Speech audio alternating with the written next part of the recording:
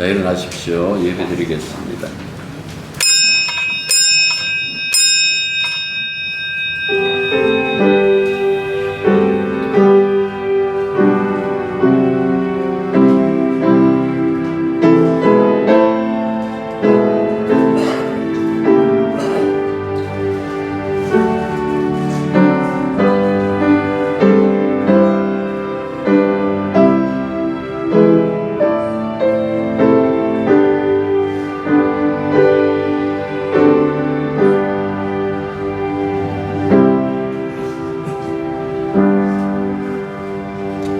아버지 하나님, 우리가 복음의 수신자이며 전달자입니다.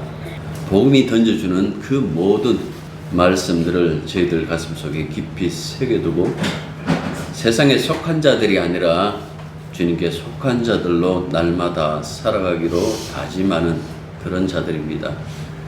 이 시간 모여 예배 드릴 때에 이 예배에 주의 영이 함께하여 주시사 하늘나라의 신비한 그 지혜를 우리들에게 알려주실 때마다 아멘하고 받아들이며 주님 말씀 따라 살아갈 수 있는 저희들이 되게 도와주시옵소서. 예수님 이름으로 기도드립니다. 아멘. 하나님 말씀은 누가복음 12장 49절부터 53절. 내가 불을 땅에 던지러 왔노니 이 불이 이미 붙었으면 내가 무엇을 원하리요?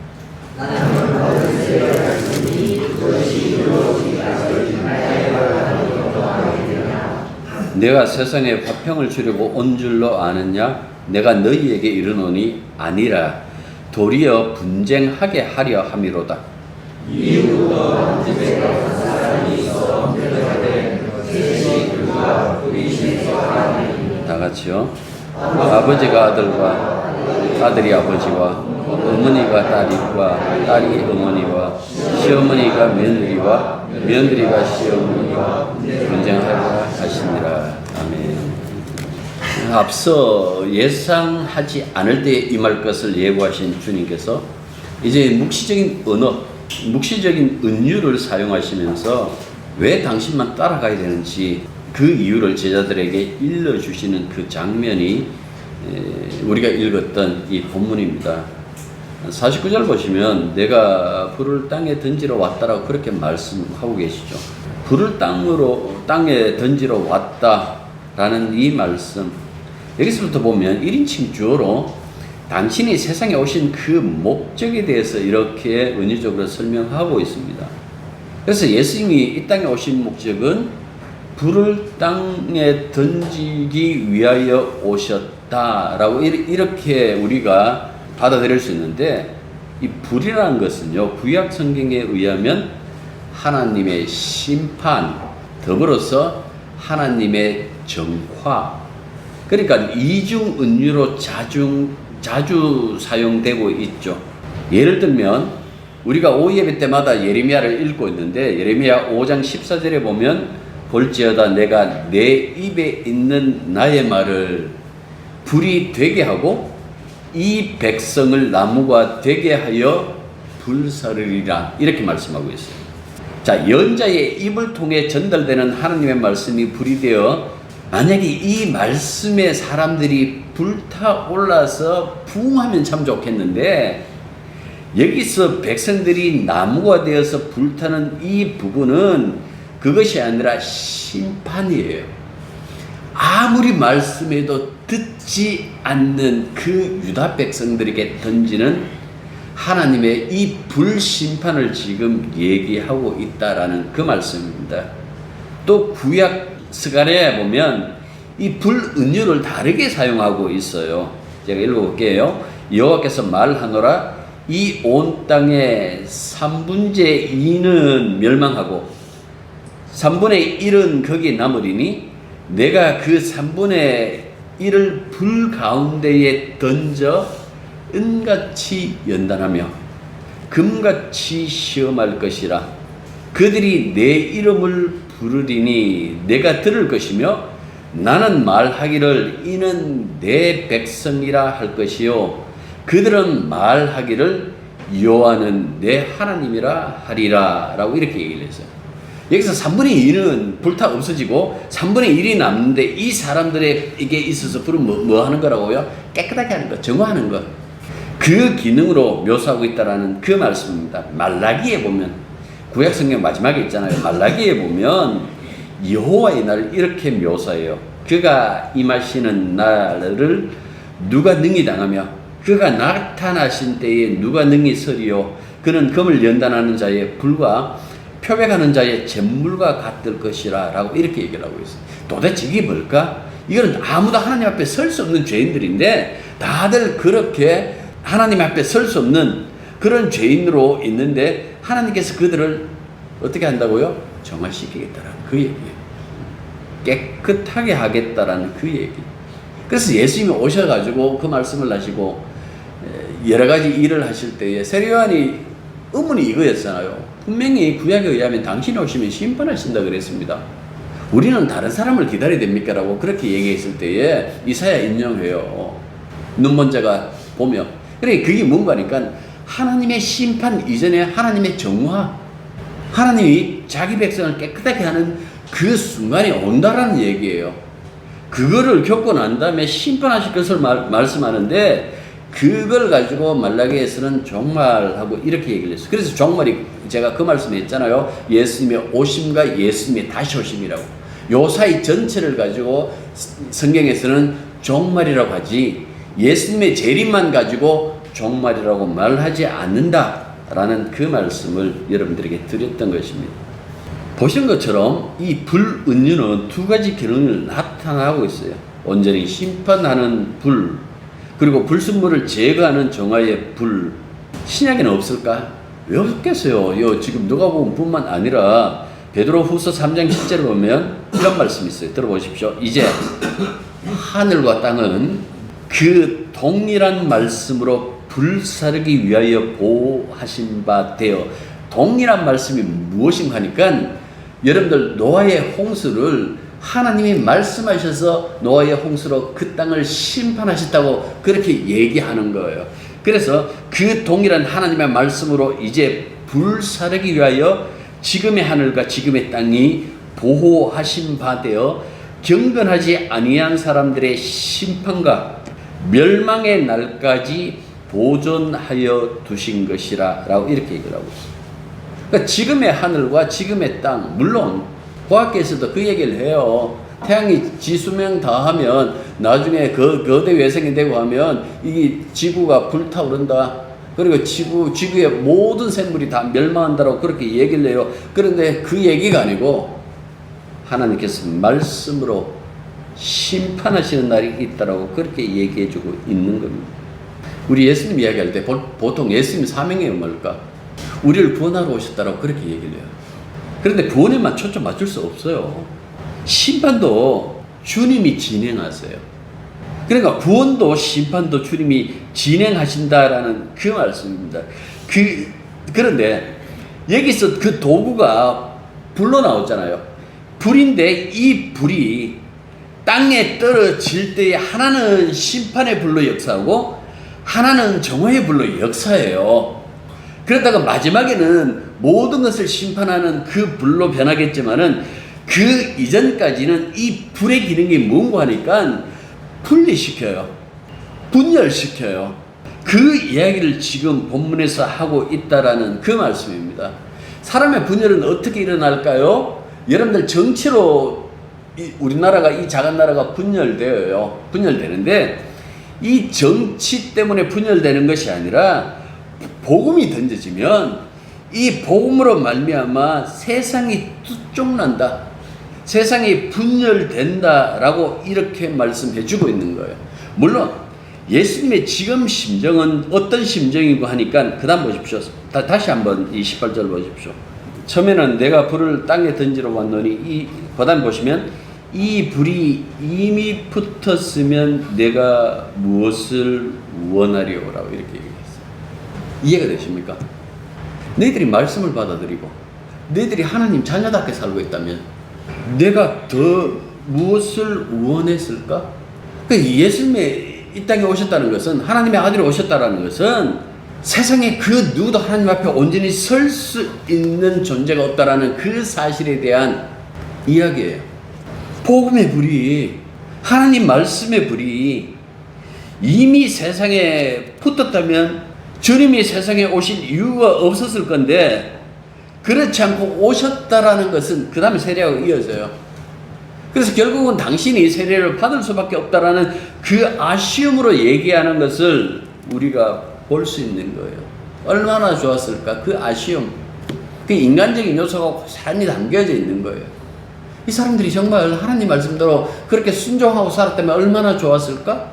전혀 그렇지 않는 그 모습을 보여주고 있다라는 그 말씀입니다. 그래서 이 정화의 불이 온당에 불붙는 현상이 일어나지 않았기 때문에 자신이 받아야 할 세례가 있으며 이 세례를 이룰 때까지 얼마나 초조할지 그 부분을 탄식하고 있는 거예요. 49절부터 50절 보시면 자연스럽게 불의 이미지가 세례 이미지로 넘어가요. 나는 받을 세례가 있으니 그것이 이루어지기까지 나의 답답함이 어떠하겠느냐. 여러분들 이것 보면 예수님이 빨리 세례 받고 싶다라는 그런 어떤 이 세례에 대해서 나중에 설명하겠습니다만은 그렇게 읽혀지죠. 그런 의미가 아니고 여기서 답답하다라는 어떤 그 의미 속에서는 다른 게 아니에요. 두려움이 여기 알려져 있는 거예요. 당신이 받을 자리에 얼마나 그것이 힘들게 할 것인가, 그 사실을 알고 있기 때문에 그 두려움에 대한 것을 말씀하고 있다라는 그 이야기입니다. 그래서 이 단락에 마가복음을 이렇게 읽어보면요, 이렇게 되어 있어요. 마가복음 10장 38절, 예수께서 이르시되 너희는 너희가 구하는 것을 알지 못하는도다. 내가 마시는 잔을 너희가 마실 수 있으며 내가 받는 세례를 너희가 받을 수 있느냐. 마가복음에서 이렇게 말씀하셨어요. 왜 예수님은 자꾸 세례 이야기 하실까? 예수님 세례 받았어요, 안 받았어요? 받았습니다. 세례요한한테. 세례요한한테 세례 이미 받으셨잖아요. 무엇이 부족해서 또 세례가 필요하다라는 그 말씀일까요? 우리는 오늘 이 본문보다도 나중에 마가복음 10장 38절부터 45절을 이렇게 읽어보시면 여러분들 왜 그 말씀을 하시는지 그 이유가 나와요. 45절, 마가복음 10장 45절, 예? 당신이 왜 세상에 오셨는지, 당신이 하실 일이 무엇인지 그 부분을 분명히 이렇게 설명해요. 인자가 온 것은 섬김을 받으려 함이 아니니라 도리어 섬기려 하고 자기 목숨을 많은 사람의 대속물로 주려 함이니라 라고 이렇게 말씀하고 있어요. 여러분들 마가복음 10장 두 구절을 연결시켜 보십시오. 많은 사람들을 섬기기 위해서 자기 목숨을 대속물로 주시기 위해서 고난과 죽음, 이걸 가지고 당신이 받을 잔, 당신이 받을 세례라고 지금 표현하고 있는 거예요. 내가 받을 세례가 있다라는 것은 내가 죽음을 받아들인다는 이야기예요. 대속의 죽음을 죽는다라는 그 말씀입니다. 그리고 난 다음에 예수님이 죽고 난 다음에 세상에 불이 붙을 거예요. 그 이야기가 우리가 지금 누가복음 읽고 있는데, 이 누가복음을 썼던 이 누가가 사도행전을 연결해서 기록하잖아요. 그래서 사도행전 초에 가면 이 불이 사람들에게 떨어지고 성령이 충만한 그 사람들이 불붙은 그 모습으로 사람들에게 복음을 증거하는 그 모습이 우리들에게 보여주고 있다라는 그 말씀입니다. 그래서 예수님의 오심, 고난, 죽음, 부활, 승천, 그리고 마침내 불의 혀가 갈라지듯이 성령이 교회에 강림하시는 그 모습을 우리들에게 얘기해 주고 있는 겁니다. 세례요한이 누가복음 우리가 앞서 읽었던 3장 부분에 보면 성령과 불로 세례 주실 분하고 그렇게 소개했어요. 세례요한의 말대로 예수님은 부활 승천하신 후에 성령과 불로 우리들에게 세례를 주어 교회를 세우신 분, 여러분 이렇게 보시면 되는 거예요. 그러니까 누가는 이 일정에 대해서 그냥 끌고 가는 거예요. 다 끌고 가갖고 이 십자가라는 그 마침표, 전혀 새로운 세계를 여는 새 창조의 그 십자가 앞에 통과하고 난 다음에 새로운 세계가 여기에 도래했다라는 그 사실을 사도행전까지 이어지면서 우리들에게 설명해 주고 있는 겁니다. 그리고 무엇보다도 누가복음 9장부터 보면 예수님이 승천하실 때가 가까이 왔다라고 얘기를 했어요. 제가 그때 이 승천이라는 것은 부활하시고 난 다음에 승천 얘기 아니라 그랬잖아요. 올라간다라는 얘기예요. 어디로? 예루살렘으로. 왜 올라간다라고 표현을 할까? 물론 지리적으로 올라가는 길이기도 하겠죠. 그 갈릴리 해수면 아래에 있는 거기에서부터 그 높은 그 예루살렘 성까지 올라간다면 그게 올라가는 길 맞기도 해요. 그런데 여기서 올라간다라는 것은 또 하나의 의미가 있죠.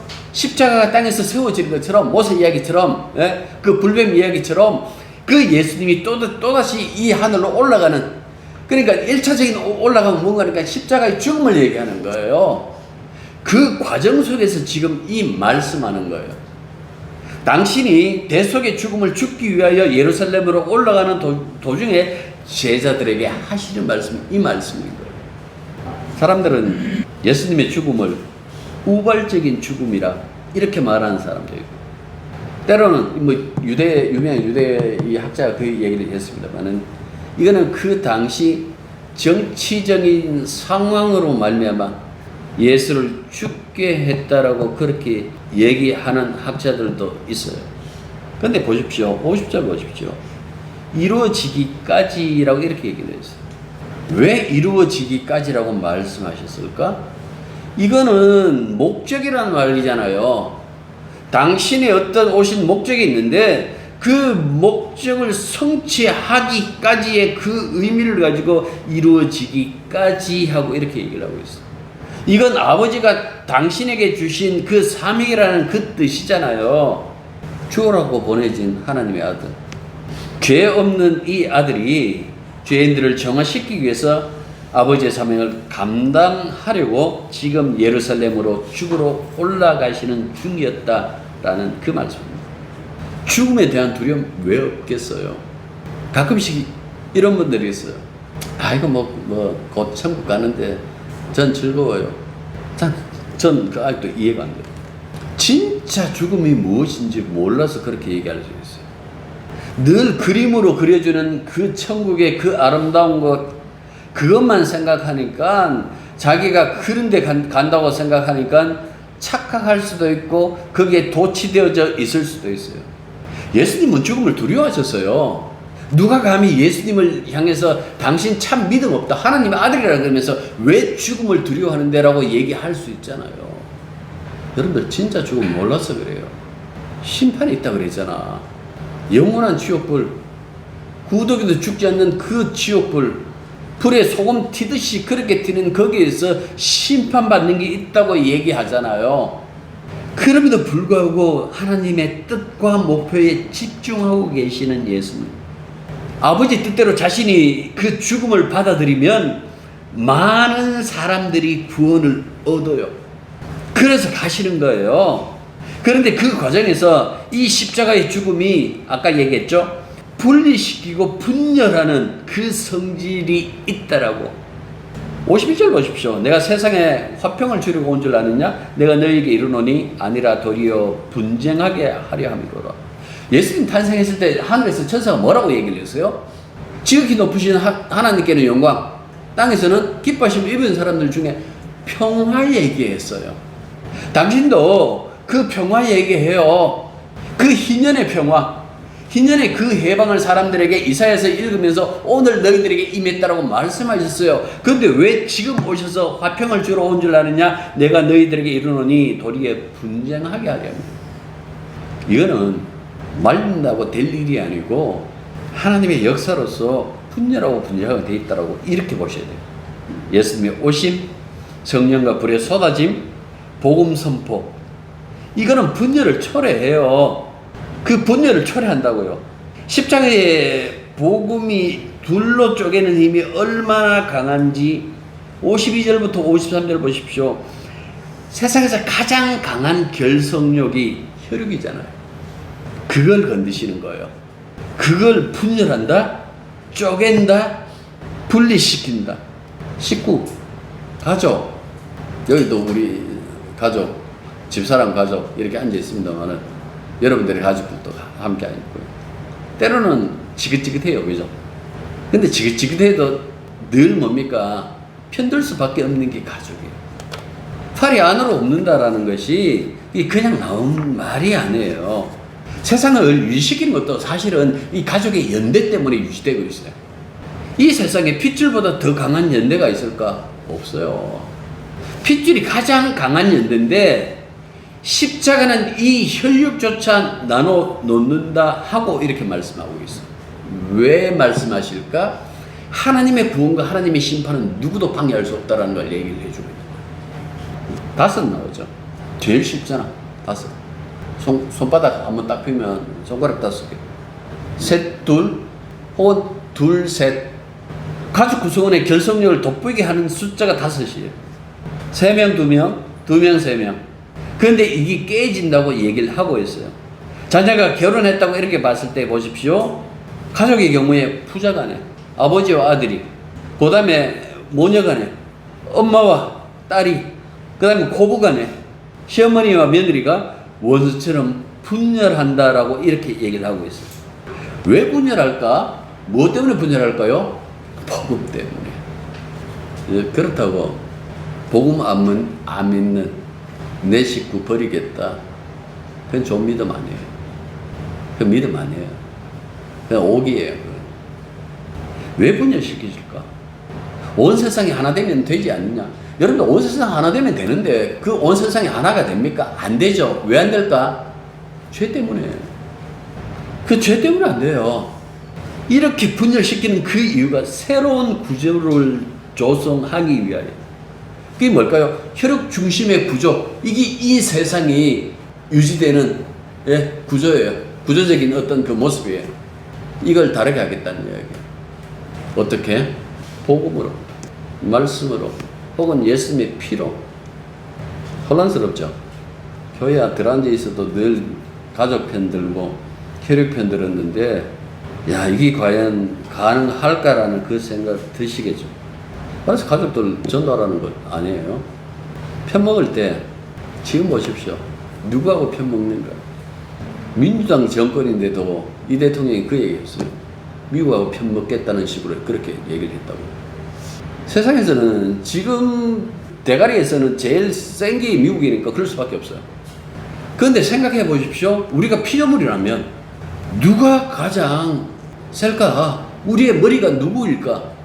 하나님. 여러분 그 얘기를 하고 있는데, 야, 하나님 맞아요. 근데 아들을 그 자리에다 앉혀놓으셨어요. 아들이 그 자리에 앉아 계신다고요. 그래서 뭐라고 얘기를 합니까? 교회의 머리라고 이렇게 얘기를 해요. 이 세상에서 분리시키는 그 이유는 그 머리 대신 그분과 새로운 그 구성원을 만들기 위하여, 그 새로운 구조를 만들기 위하여 복음으로 분열시키는 거예요. 이건 거룩한 분열이지 그냥 사람들 서로 싸우게 만들기 위한 것이 결코 아니라는 그 사실을 여러분들 기억하셔야 돼요. 53절 보십시오. 아버지가 아들과 이 얘기를 했잖아요. 이 구약 미가서를 인용한 거예요. 미가 읽어볼게요. 아들이 아버지를 멸시하며 딸이 어머니를 대적하며 며느리가 시어머니를 대적하리니 사람의 원수가 곧 자기의 집안 사람이로다. 미가서 7장 6절. 심판날에는 인간 중심, 혈육 중심의 구조가 뒤흔들린다는 거 얘기예요. 왜 이 얘기를 했을까요? 집안꼴 말이 아니다. 그 얘기가 아니고 하나님의 심판 때가 되면 희망 둘 곳이 없다는 이야기예요. 사람들이 마지막에 내 가족, 내 식구, 내 아버지, 내 아들하고 이렇게 희망을 두는데 이게 무너져 버리는 거예요. 이게 무너졌다라는 이야기는 사람이 더 이상 이 세상에서 희망이 둘 곳이 없다라고 이 얘기 하시는 거예요. 이걸 갖고 심판하고 말씀하시는 거예요. 그런데 미가는 그 위기 속에서 뭐라고 얘기를 하는지 한번 들어보십시오. 오직 나는 여호와를 우러러보며 나를 구원하시는 하나님을 바라보나니 나의 하나님이 나에게 귀를 기울이시리로다. 이 미가의 고백이었어요. 분열되고 분리된다고 할지라도 분리된 우리가 할 수 있는 최선의 방법이 무엇일까라고 했을 때에 주님 바라보는 것, 의지하는 것, 붙들고 사는 것. 왜 이렇게 만들까? 혈육 중심의 인간 구조에는 희망이 없어요. 여러분들 그거 아셔야 돼요. 여러분들의 아버지가, 여러분들의 아들이, 여러분들의 딸이 여러분들 구원 못 해줘요. 세상의 모든 구조를 속속히 그냥 뚫어 보시는 주님께서 새로운 희망을 자식들에게, 새로운 희망을 이 세계에 주셨는데 그게 뭔가니까 바로 복음으로 구원인 거예요. 복음으로 구원에는 내 아들인가 내 딸인가 필요 없어요. 내 이웃도 상관없어요. 그렇잖아요. 이 사람이 대한민국 사람인가 미국 사람인가 민족도 필요 없어요. 왜? 복음은 모든 것을 다 초월해 버리니까. 새로운 구원 방식을 제시하기 위하여, 새로운 희망을 세상에 주기 위하여 예수님이 죽음이라는 그 세례를 받으시겠다고 말씀하시는 거예요. 예수님은 바하의 그 유명 곡겠지만 이 세상의 유일한 희망이에요. 예수님으로 인한 갈등 분열은 파멸이 아니에요. 오히려 희망을 줘요. 그 얘기를 하고 있다라는 그 말씀입니다. 십자가의 죽음, 부활, 승천 이후에 불과 성령으로 설립된 이 교회를 염두에 둔 그 말도 하는데 이후로부터라고 얘기되어 있죠. 이후로부터라고 얘기되어 있죠. 52절 맞설 것이다. 교회 수많은 핍박 속에서도 그 복음을 보존하고 있는 이 교회에 이것 때문에 예수님이 세례 받으시는 거예요. 우리가 대신 죽으면 안 됩니까? 예. 예, 하나님의 아들이기에 내가 100번 1000번 죽더라도 안 돼요. 이걸 예수님만이 받아내시는 세례예요. 왜? 이 세상 사람들의 모든 죄, 인류 역사의 그 모든 죄와 죽음, 저주, 이게 한꺼번에 십자가를 예수님에게 쏟아 부어지거든요. 하나님이 아들을 죽였다라는 거, 이 과정을 가만히 생각해 보시죠. 왜 아들까지 죽이시지? 하나님은 말씀으로 창조하시는 분이시니까 새롭게 우리들을 바꾸면 되지 않느냐라는 생각하실 수 있잖아요. 거꾸로 생각해 보십시오. 인간의 죄가 그만큼 크다는 이야기예요. 이 죄는 반드시 사라져야 된다라는 그 사실을 보여주는 거예요. 당신의 아들을 죽이기까지 그 죄를 미워하시고 그렇게 인간이 하나님 앞에 짓는 죄가 크다라는 그 사실을 보여주는 것. 이 육신의 구조를 다 깡그리 물리치시고 새로운 성령의 그 구조, 그 구조를 세우기 위하여 여러분들 가만히 보십시오. 보시면 예수님 십자가에 죽으시잖아요. 자, 그 뒷이야기 없어. 예수님의 복음서가 예수님이 십자가에서 끝나버려요. 예수 믿을 필요가 있을까 없을까? 없어요. 우리 죽듯이 당신도 죽었는데 3일이라는 간격이 그 안에 싹 들어가요. 그리고 부활이 그 간격 너머에 부활이 딱 붙어버려요. 예수님의 죽음, 3일이라는 간격, 부활. 이 간격 안에 이 우주의 모든 숨은 이야기가 거기에 다 나오는 거예요. 장차 하나님이 하실 그 일도 거기서 나와요. 십자가와 부활이라는 이 3일이라는 이 간격, 십자가의 죽음과 묻음에서의 부활, 이 3일이라는 이 간격 속에서 새 창조가 일어나요. 왜 우주가 존재할까? 왜 하나님이 이 우주를 창조하셨을까? 우주의 존재 이유는 뭘까? 목적은 뭘까? 여러분들 이 이야기가 여기서 다 터져 나와요. 그 에베소서 보면 나오죠. 한번 예수 그리스도, 예수님 때문에 우주를 창조했다. 그를 주로 세우기 위하여 하나님께서 이 우주를 새롭게 하신다. 모든 이야기가 새로운 질서가 여기에 들어가 있어요. 우리는 이때까지 시편 보면 그렇잖아요. 하나님은 창조주, 우리는 피조물. 근데 신약에 오면 다르게 흘러가요. 그리스도는 신랑, 어제 결혼식이 있으니까 교회는 신부.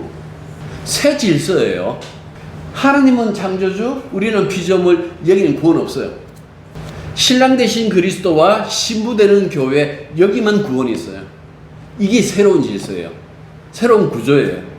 그런데도 여전히 유괴 구조.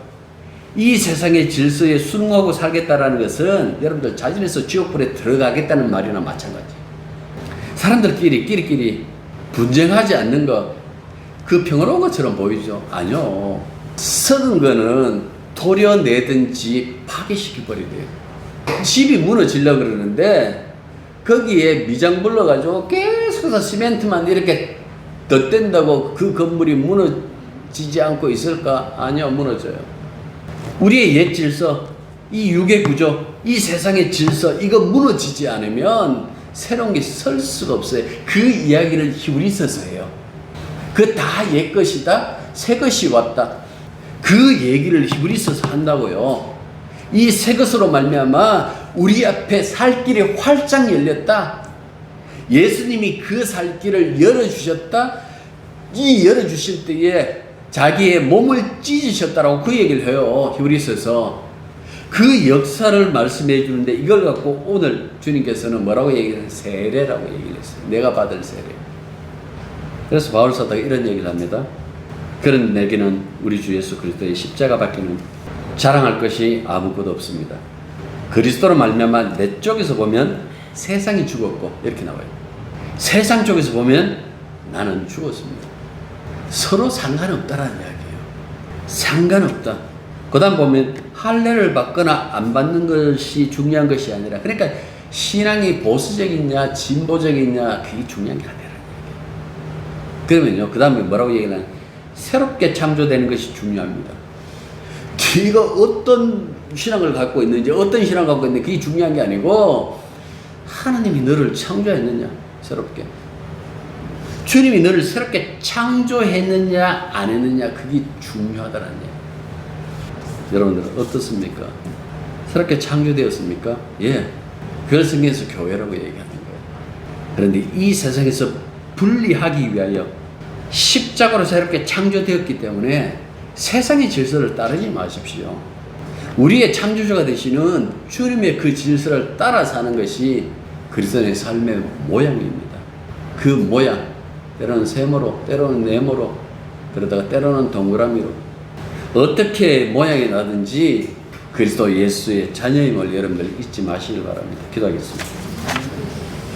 하나님 아버지, 우리는 늘 기존의 질서, 그 익숙함에 물들어 있어 그냥 한 세상 사는 것 만족할 수 있는 그런 삶에 빠지기 참 좋은데, 이런 우리들을 주님께서 불러주시사 새롭게 다시 창조했음을 믿게 하여 주시옵소서.